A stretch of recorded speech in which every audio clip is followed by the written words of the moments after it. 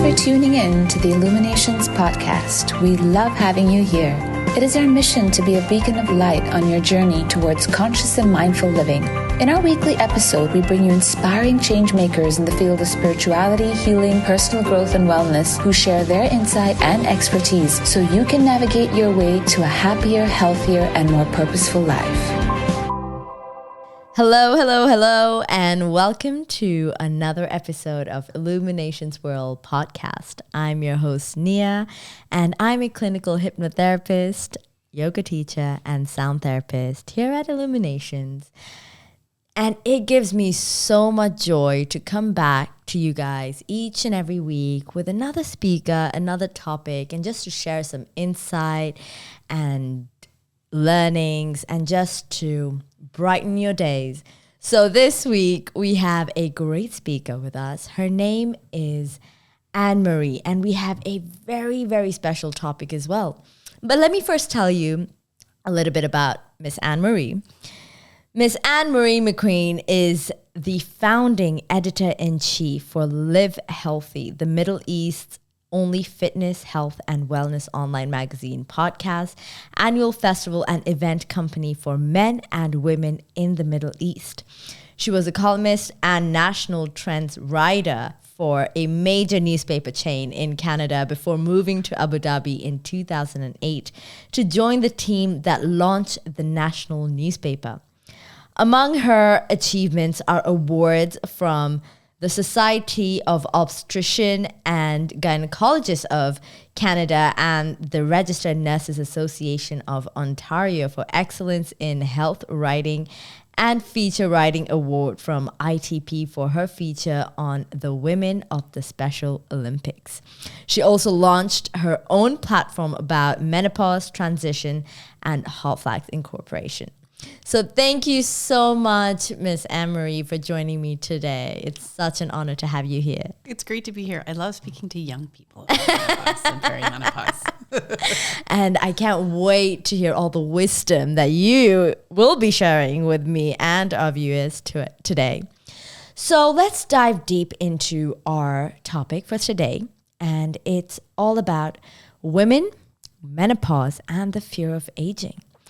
So my first question to you is, according to you and, the experiences you've had, what are certain mental and emotional challenges women go through as part of aging?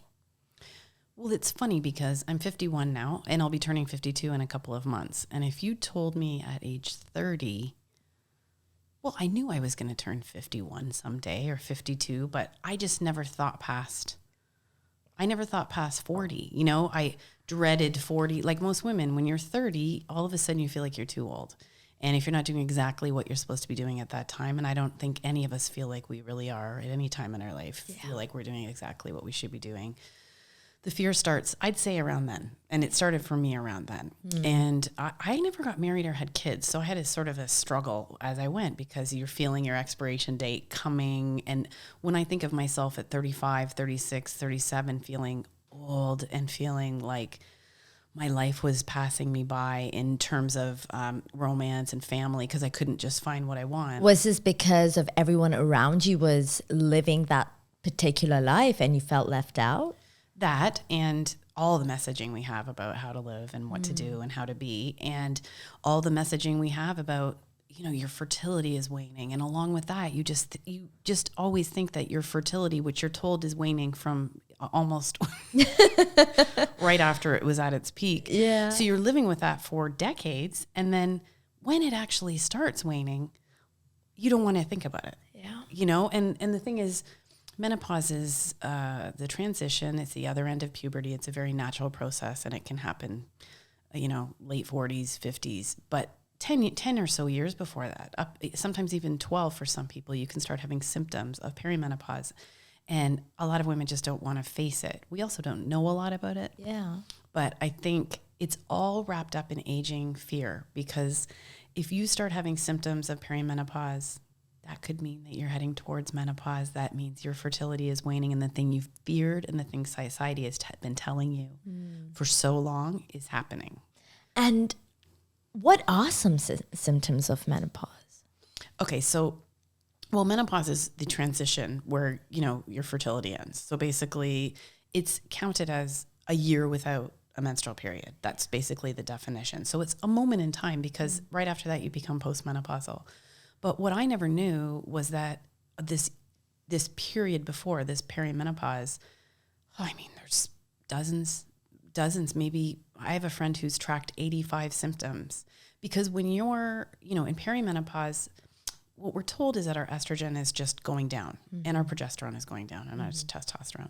But really our estrogen is crashing up and down. So it's creating sort of like this PMS-like roller coaster in you, and it can affect absolutely everything. It can bring anxiety, sleep problems, really weird things like tingling and itching on your skin. There are so many joint aches and pains, frozen shoulder, burning tongue. Like there's so many weird ones. No way. I saw a TikTok video the other day where the lady was just scratching her ears and saying, my ears are so itchy. And I thought, that's so weird because my chin's been so itchy. And it's because you have estrogen receptors all over your body. So it affects literally every part of you. And why does this cause a lot of anxiety and stress in women? Is it because it's associated to their fertility waning off, or is it associated to their womanhood in some way? Like, why do you think this causes a lot of stress and anxiety in women? Well, I think there's a number of reasons. But one big one is that a lot of people don't know what's happening. Like, I didn't know it was happening. So the unknown. Yeah. I just didn't know what was happening to me when I hit my 40s. I did not know. I was in the ER for chest pain. That's another symptom. I had a full cardio workup. All my eyelashes fell out and I had a panic attacks. Wow. I was at probably 10 doctors and naturopaths and trying to figure out what was going on, and no one ever said perimenopause. And I was a health journalist. So how did I not know that was going on? And you hear this story told over and over and over. Women just don't know that perimenopause can sort of wreak all this havoc, particularly if you've burned the candles at both ends, if you haven't sort of dealt with some of your trauma and your stuff by then, that can make your perimenopause worse. If you've been, under eating, over exercising, if you've pushed your problems down, you haven't learned how to deal with your emotions, if you maybe drank too much, bad lifestyle habits, all of these things can make it worse. But if you don't know what's happening to you, that's very anxiety producing. But it also just produces anxiety because of the hormonal fluctuations. And then I argue, so I didn't realize till 48 that I was in perimenopause. I even read a chapter in a book, a really famous American. She was Oprah's menopause doctor, Dr. Christiane Northrup. At 45, I read the chapter in her book, Women's Bodies, Women's Wisdom. And she made it seem actually pretty great. She's like, there's this natural transition and your adrenal glands take over the production of whatever estrogen you need for the rest of your life. And then when you pass through menopause, your hormones actually level out at a level that's sort of akin to those really powerful days of your cycle. Those days when you're like Wonder Woman in your monthly cycle, and you're like, why can't I always get this stuff right done? Yeah. So I closed the book and I thought, that's great, like in whenever, like down the road. Yeah. Meanwhile, I was in full-blown perimenopause and not even knowing it. Oh, and my. It wasn't until I was 48 that I realized, because I missed a period. That's when you can't argue with it anymore, right? Okay. Like there's no reason.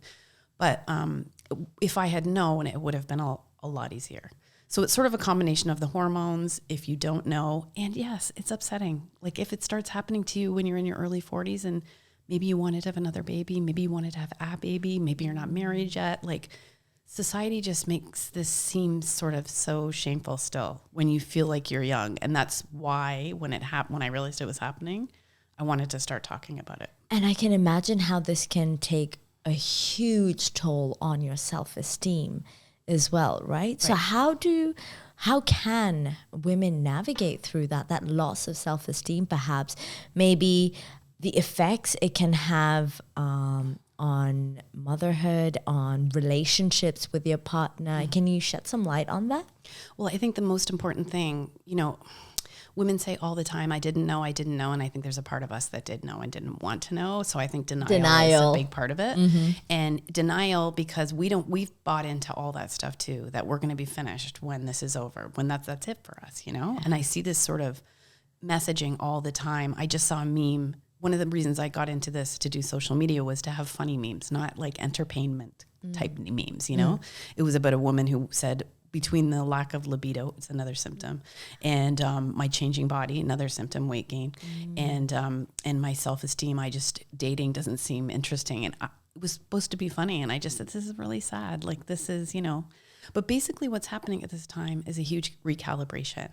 And I think the most important thing is to focus on the fact that once you go through this recalibration, whether you get supplements, whether you get hormone replacement therapy to help you through, CBT, all different kinds of modalities can help you. Yeah. Once you're on the other side of it, you're pretty awesome. You're pretty happy. And all you have to do is to talk to any woman who's 60 or who's gone through it, and they are having a great time. And I'm going through it. So I'm almost 52. I can tell you, me at 52 versus 50 versus 48, 47. I don't care about that stuff anymore. Like, just calling it by its name, and you become more fully yourself. So the wisdom and experience that you've accumulated, if you let it, you just become the person you were always meant to be. Wow. But of course, like any transition, there's a huge struggle. So you have to lose the thought of yourself as a young woman, you know? And if that was a big part of your self-esteem, you know, your looks, your body, your all that stuff, like, that's going to be a really hard transition. And at this time, women are also going through so much because they usually have teenagers, or they have kids leaving the house and going off to university, which is the biggest loss. You know, it's like, I have friends who've just given up everything for 20 years for their kids and not kept up sort of their own personal development because they didn't have any time, but they're faced with it's just like, boom, a loss, you know? Wow. And then we also at this time have aging parents. So there's a real squeeze when you think about it. And I mean, it's also a time when people have been married for 20 years, stuff might need to be sorted in those relationships. Or there are people who had maybe thought, I'll just end this marriage, right? There are people who are just sort of biding their time until their kids leave, or there's relationships that need therapy and then they can become the relationships they always wanted them to be. There's just so much happening all at once. Plus we get these messages from media and pop culture. That's changing. I'll talk about that. But, you know, there's just so much going on for women at this time to stay and believe that you're still going to be a vital, important part of the world. As you're saying this, what's coming to me is it's actually a lot of loss in many different areas of your life coming all together, and that you just have to deal with it all at once. So it's a loss of your identity as a young woman. It's your loss of identity as a mother when your kids leave off. It's your loss of perhaps your parents because of their old age. It's a loss of the romance or your sex life in your relationship, or the changes in your relationship. So I can imagine how hard it must be for women in that phase. And if you don't know what's happening, if you're not aware of these changes, if you don't have that skill or probably ability to nurture or hold your hand through that process, I can see how you could just go down this downward spiral and it can take a massive toll on you, correct? Absolutely. Let's not forget the workplace, because you're working, and if you're not in a workplace that respects older women, some fields are really bad for this. Apparently law and advertising are two of the worst. I would say journalism isn't great either, you know, when you have young hotshots coming along, working for cheaper, you're having trouble working anyway, you're not sleeping. The thing is, women at this age are really, really vulnerable. I mean, there's all sorts of studies about how much more vulnerable we are to suicidal ideation, to suicide actually, to depression and to anxiety. Yeah. And there's been some really high profile cases. There was a solicitor and mom of three in the UK, and her husband and mom recently went public and said, you know, she committed suicide in August 2021, and she tried 3 times before that, and she was under the care of a therapist. But they're adamant that this perimenopause transition hit her super hard. She wasn't someone who had anxiety or anything. She was a really steady hand, and they tried to get her help. And this is a common thing, like just the way you described it, all of those losses. And there's also been there was a study about how resilience, it was published in the Menopause, the Journal of the North American Menopause Society last year, how resilience is one of the most important skills. You can imagine when all this stuff is going on, if you've cultivated that skill earlier in your life, you're going to have an easier time. And if if you haven't, you really need to start cultivating it now, because any transition is so turbulent. I compare this to are you familiar with the hero's journey? No. So the hero's journey, Joseph Conrad wrote about it. It's basically forms every book and movie that you see, every book that you read. There's a hero. The hero is called to do something, to change. The hero doesn't want to do it. then they make their way, and there's always a terrible time, a dark night of the soul. There's people that help them along the way, and then they eventually triumph and, bring their knowledge back to their village. And that's what I sort of compare this whole journey to. I call it the heroine's journey sometimes. I don't know how gender correct that is, but this is really what's going on. So there is a falling apart. There is a real falling apart. I had that at 48. I had a couple of big life challenges, and I had some times where I thought, like, what's the point? What will be the point of me after this? Yeah. And I guess you ask a lot of existential crisis like questions in this period, right? And you can either take this period, like you said, to build that resilience or learn from it, or you could just beat yourself up and just go the complete other way. So what would your advice be perhaps for younger women to train themselves for this period, for the premenopause phase or for the menopause phase? That's one side. And what would your advice be for women going through it? And what would be your advice for women who have passed it? Well, the women who've passed it, I hope that they're doing well and having a grand old time. I'm looking forward to that. For women going through it, I'd say really hang in there, because I got to some very low points the year that I was 48. And 47, 48, they always talk about a U anyway in your life. Like the U at the bottom of the U is the low point. And after that, things get better. That there's been studies for that for men and women. But really, I think the most important thing is there's not one magic bullet that can help you fix it. It really is a process of you figuring out bit by bit how to make it work. I see a lot. There's a real push for hormone replacement therapy, menopause hormone therapy, which is a lot more accessible and a lot safer than we previously thought it was. But from everyone I've talked to, including a lot of doctors, if you're not sorting out the lifestyle aspects, if you have bad habits, if you have bad dietary habits, if you're not exercising, if you're not dealing with some of the way you process emotions, if you're not confronting some of the difficult relationships, getting the right supplements, we all need magnesium, for example. You're not getting nature, you're not getting outside, you've got bad habits on your phone. All of these things will make this much, much worse. And so I'd say just figuring out what your plan is bit by bit by bit. And for young women, I think the coolest thing, and this is happening, is to just not be scared of it. And you young guys are you're so like this. Like, it's my friends who are 40 and 39 who don't want to talk about this. I work with some girls who are 25. They're all about it. They don't care. It doesn't matter. And that, I was at F45 one morning, and I heard two girls behind me. And one girl said, I'm not going to come next Friday because I'm going to have my period and it'll be a really hard day. And I almost wanted to turn around and say, like, knowing your body like that is so amazing. Because when I was that age, it was like, keep working out no matter how you feel. The magazines would tell you don't ever take a break. So I just see younger women just being so much more okay with the fluctuations of their body and being so much more sort of in tune with it.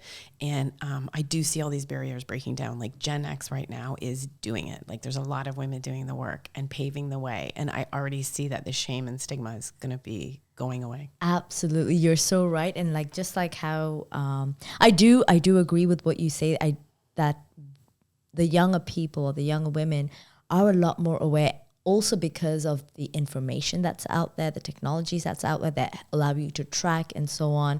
Even when it comes to working out, I didn't know about this until very recently, how depending on what phase you're in, they can recommend what physical activity you should be doing, what kind of food you should be eating, and so on. So technology, as well as awareness and information, is allowing the younger generations to be in more tune and aware. And I just wish women who are much older had this, but it is what it is, right? The most important thing is if you're, because your adrenal glands do a lot of the work during this transition and take over the function in this regard, it's just really important to not hit your late 30s burnt right out. Okay. And this happens in all sorts of ways. Over-exercising is a huge problem. As the editor of Livehealthy, I know that there's a lot of trainers, there's a lot of people in this country who are just exercising far too much. So what's too much? What's over-exercising? What does that look like? I just edited an article the other day about exercise addiction, and it's, exercising when you're tired, exercising when you're injured, exercising, like sort of being dishonest a bit about how much you exercise, exercising to get that rush and not being okay if you don't. And I think in the fullness of time, exercise is we're going to need a lot less exercise than we thought we did. Interesting. And if you're under eating, that just creates all sorts of metabolic problems by the time you hit your 40s. And I've spoken with metabolic experts, and, this idea that we can't eat any sugar and we can't eat any fruit and we can't drink any juice. Like, these things are all changing, these dietary restrictions that people have lived under. You can't have any carbs. Yeah. Like, if you're working out really, really hard and you don't eat any carbs. It's going to be really difficult. And if you're working like many, many, many hours and really burning yourself out, and we all know how that feels. And then with the phones and that tired, wired feeling, and just sort of mentally not giving yourself a break, not having good sleep, all this stuff, it means it's going to hit you that much harder. And there's genetics that might hit you hard anyway. And 20% of women have nothing. So there are women who don't have any of these. There's women who don't really have anything, which is always interesting, right? Interesting. Yeah. And not all women have a really hard time. I think it's about 20% of the women have a really hard time. And then there's that middle ground where people have, variation. Wow. So what would you say is, if you could give us an example of a healthy lifestyle, let's say for women who've never been into health and fitness and who are probably going through menopause or premenopause, what does a healthy lifestyle look like? Well, what I've learned from the evidence is that you don't need to worry. Like, this is not a time when heavy duty HIIT classes are your friend. And I already noticed that in the last couple of years. Like, when I would do the hour-long F45, I could tire myself out for the rest of the day. And you can argue against that and just like drink coffee to power your way through, or you can say something's not quite right with this exercise. And so I would take a couple songs out of the hour and just like not do the exercise and sort of have the trainer look at me a bit weirdly. Walking is a really great exercise, and it's really important that women of this age do weight-bearing exercise, because we are at a greater risk for quite a few health problems, 3 being osteoporosis. So that's why weight-bearing exercise is important. Also cardiovascular disease and dementia. These are all big risk factors for us. So making sure you have really good sleep hygiene, like no phones in the room, making sure you try to sleep through the night, getting lots of nature, getting outside and getting morning sunlight is a new thing, grounding. As far as diet, I mean, it's raging, obviously, on social media between everyone in this space. What's the right way to eat? But I think it's important at this time to figure out what is the right way to eat for you. And so I'm figuring that out still, because it's trial and error, and one person will tell you one thing and one person will tell you another. Another really important thing is to try and figure out like your purpose and what makes you light up. Like what creatively are you doing that's important? Because a lot of us, when I hit a big adrenal problem, when my eyelashes fell out, I went to see a naturopath, and she was really mean. But she said, "You're telling me about your life, and all you do is work, and then you work out, and I don't see I don't see any creativity. I don't see any fun. And if you don't stop this, you're going to get really sick, and you might just get cancer or something like that, because you're just driving yourself, driving, which I'd done for a long time." And how did you feel about that? How did you feel I didn't hearing like it, but it's one of those hard truths I heard in my life, because she was right. So like I need a creative outlet, like even if it's just coloring, which I never do, but I always think I will do. Or I wrote a screenplay, and like doing that just filled me with joy. And then I think part of a healthy lifestyle is really addressing some of those shadow parts of yourself. And for me, this has been a game changer. So I had therapy, but I stopped it a couple of years ago, and then I just did my own thing. But I've read books about, doing the work, addressing your trauma. I've taken some courses about codependency, about boundaries. I never had boundaries. I never learned how to do that stuff. All that stuff, if you don't know how to do that stuff by now, which a lot of my peers do not, it's going to make everything harder. and there's so much freedom when you work your way through that. Like I was just thinking the other day, like I don't feel ashamed or shame, which I used to feel a lot of. And then obviously that's healthier. Yeah. Right? And I love that you're sharing this. And I was going to ask you about this as well. So considering that the loss of your self-esteem and going through all of this loss, of course, that's going to take a massive toll on you, right? And you're probably going to hit rock bottom. So what are some things that you did to reconstruct your self-esteem? So let's say if we're talking about shame, if we're talking about body insecurities, if we're talking about motherhood, what are some tips and tricks that you've tried and that have worked for you that you can share? Well, when I was at like rock bottom in 2018, I just said, I was so sad. I lost like the love of my life. I lost my job and I had another betrayal. It was like a triplicate thing. Like no one died, but it felt like it, you know? And I just said to myself, I don't have to get through the rest of my life. I just have to get through like today, like this. Because one day at a time. Yeah, I was having a really hard time at that point being single, as I just thought I would be married and I would have kids. And so I was like 48, like what am I just And this is what society tells you. Yeah, so that was a really tough one for me. I had the same body image issues. I was a chubby kid and I'm a curvy girl. And so body image was a huge thing for me. And I just happened to start following Danae Mercer, who became someone I worked with at Livehealthy. She's a journalist and she's since left and moved to Italy, but she's back here. She's a great account just about body image. And just through following this girl who's like 20 years younger than me and having her, she has an amazing body, but she would just show the parts of her body the way that bodies are. And lo and behold, like, you know, that was 5 years ago, but after about a year, I was different. I was completely different. And she got me to do a shoot she was the editor of Women's Health when I met her. And she got me to do a photo shoot, which I'd never done before. And it was hard. I was still in the middle of it, you know, and I felt a bit chubby in the picture, but I wrote an essay for Women's Health about how I'd carried this for such a long time. And that was like really the beginning. So that I would say, I just said this to someone the other day, follow like on social media, pick like relentlessly positive people. And for me, it was strange people like Gary Vaynerchuk, the marketing guy, and Will Smith. Like I followed them. Tracy McMillan is a relationship person. Mark Groves, I took some of his courses. He runs Create the Love, and I took a bunch of his courses that changed everything. And so you're just following really, really relentlessly positive people who think differently, and then that makes you start to question everything. And I think questioning everything is the biggest part of this time of life, because once you start saying everything I believed isn't true. Yeah. We're just told a whole bunch of stuff. I don't know why, to make us conform, to make us stay in line. And one of the biggest revelations I had around 49 was I thought there's no board of directors of the way things should be. But I've been believing this imaginary board of directors for my entire life. You know, just crazy things like, I don't even know you should be married. You should be married and you should have kids. And if you don't, you'll have a lonely life. But when I look at my actual life, it wasn't lonely. It was like a super fun life that I chose every step of the way, by the way, but I felt like I wasn't choosing it. But when I look back, I was choosing it. So that, and I think a really important thing, because I used to have really tough mornings, I would open my eyes and it would be fine for a second. And then just like the doom or the anxiety would set in. And I would just have a morning routine. So I didn't give myself time for that. And the morning routine has changed over the years. I used to meditate and write in the journal.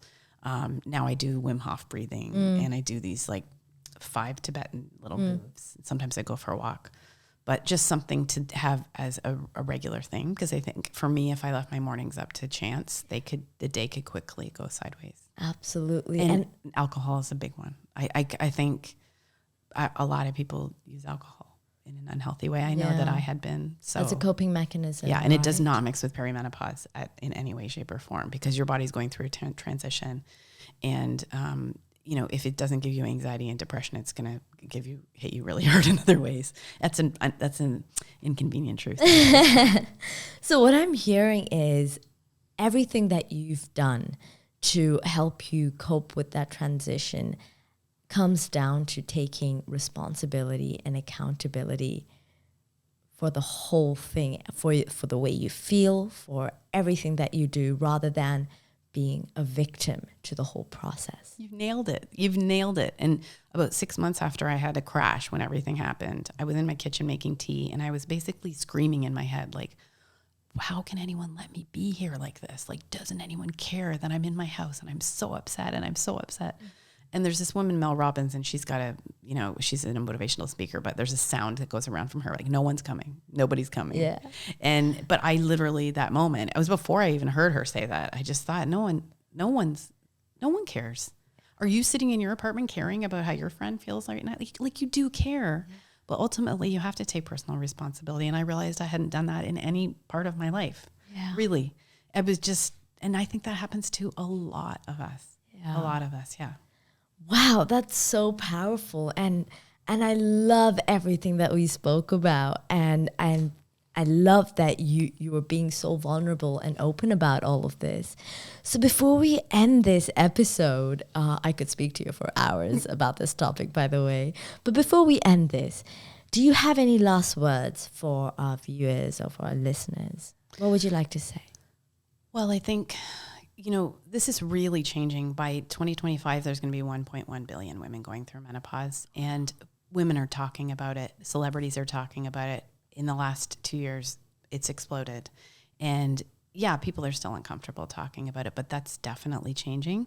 And I don't like the focus on the loss. Of course, I'll talk about it. But the truth is, I always say this is going somewhere good. Yeah. You are becoming like the full person you were meant to be.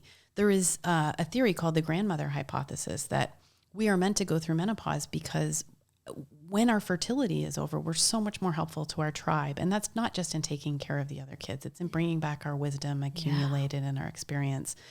And, a lot of people will say we only go through menopause now because our life expectancy is longer, but it's not really true. I mean, yes, we didn't live as long before, but Aristotle spoke about menopause. This has been going on for a long time. Wow. Animals go through menopause. There's giraffes now and some whales. And I think probably they're going to find out turtles soon if someone would just study it. But it's a transition. And I believe it's a path to, there's all sorts of names for it. Second spring. Being reborn. Third age, being reborn, just becoming who you're meant to be. And there's so much time. Like, I launched Hotflash. I want to write a book. Like, people are killing it in their 50s. And you just have to look at those people and put blinders on. Like, I honestly believe if you don't pay any attention to whatever you think society says about aging, you hear a lot of women say, I'm invisible. I feel invisible. It's like, you only feel that way if you pay attention to it. Right? So it's going somewhere good. I firmly believe it because I'm already feeling it in myself and I see it in so many other women. I love the positivity that you exude and the wisdom you've just shared with all the women who are listening to us right now. Thank you so much, Anne-Marie. I truly, truly appreciate it on behalf of everyone who's listening as well. Unfortunately, we have come to the end of our show and we look forward to having you on again. Until then, thank you for listening to our podcast and our episode today. I look forward to seeing each and every single one of you for our next episode. Until then, stay safe and live life. Thanks so much for listening. If you enjoyed this episode, we'd love to have you tune in again next week as we discuss more engaging topics on relationships, health, career, self-care, and spirituality. If you'd like to help support this podcast, please share it with others, post about it on social media, or leave us a rating and review. We'd be extremely grateful. To catch all the latest from us, you can also follow us on Instagram at Illuminations World or visit the Illuminations World YouTube channel for more inspiring content. See you again next week, and until then, live light.